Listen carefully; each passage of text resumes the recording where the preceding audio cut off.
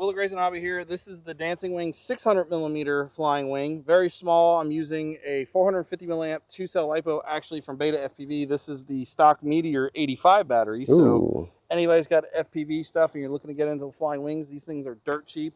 All you need is an ELRS receiver and a 450 milliamp 2-cell, and the servo motors and speed controls included.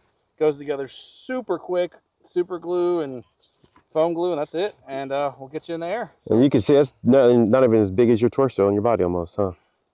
Yeah. Is that a fat joke? That'd be round. This thing's got plenty of power too. So let's try the hand launch. I'm gonna discus launch it. So I had low rates on, got in the air.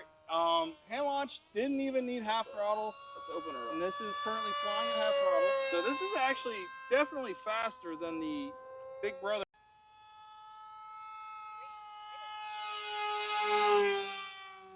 Did you see that? Huh? I heard it. There we go.